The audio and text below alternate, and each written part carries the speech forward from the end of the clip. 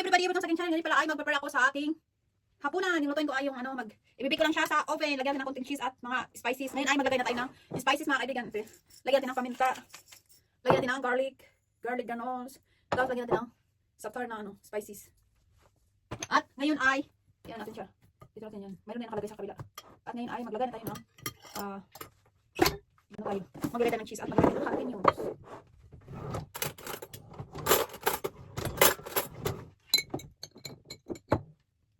Hindi ko siya lagyan. Tama na yun. Okay. Dami kong gasam. Ayun mga kaibigan, lagyan ko na siya. Cheese. So, yung lagay ko ay, ito yung yung cheddar. Ito yung akin, hindi ko siya lagyan ng cheese. Tama na ganyan. Yung ito, lagyan natin ng ganyan lang yung kaibigan. Tapos i-season na lang tayo natin ng garlic at bawang. Garlic siya sa ito. Paminta. Ayan lang. Tapos, kabila natin siya ng foil.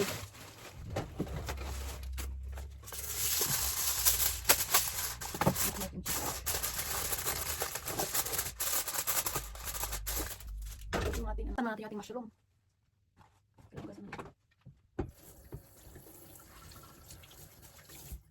Yan ang kabayugan ng mushroom. Yung oregano. Lagyan natin ng bawang, granules na bawang. Tapos paminta. Tapos yung ating cheese. Ay, yung harapin natin natin. Nakasahin na rin ako mga kaibigan. Hindi pa siya luto. Ilagyan ko siya ng 2 piraso. Ito ay maanghang pa naman to.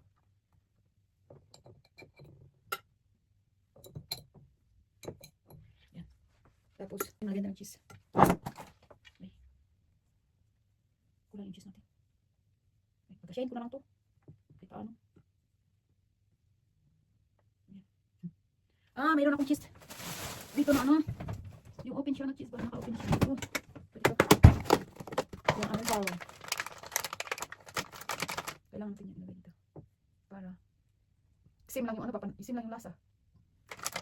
Kasi pag iba-iba yung flavor, ibang lasa. Yan.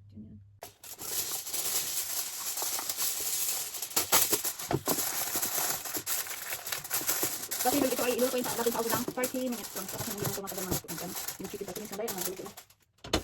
Kaibigan, isa lang natin yung ating yung ating chicken at mushroom. Ngayon ay off na muna natin yung ating rice cooker kasi naluto na yan siya. Okay na yan siya. Ngayon, ilagay natin yung ating chicken. Dito yung mushroom na nakashoot na natin. Tapos yung chicken kasi may nito may tayo mga kaibigan ko ngayon. Lutuin natin siya ng 30 minutes.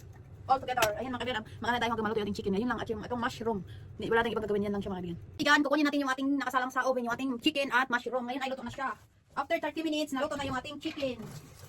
Ito yung ating chicken at yung ating mushroom ay dito. Ayan mga kaibigan. At ibalik natin ito. Kailangan natin ibalik pag silado. At tingnan natin yung ating chicken mga kaibigan. Yan o diba, nag-melt na yung cheese. Meron dito ay may jalapenos. Yung isa, ayun yung akin na yung ulam ko. Ito natin mga kaibigan, o diba nag-melt na rin yung cheese. Yung cheese, yung ginamit ko na cheese ay yung cheddar, na mild cheddar na siya yung slice. At ngayon ay luto na yan mga kaibigan. Luto na kaibigan, hanguin natin yung ating chicken. Sila yan sa plato ay kakain na tayo. Patay ng kanin mga kaibigan.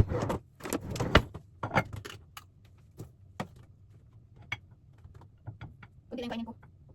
Hindi ako kumain ng rice. Yung sabaw lang. Ito yung ating kanin. Tapos yung ating ulam ay ito ay bigay ko yung samsa na pagkain.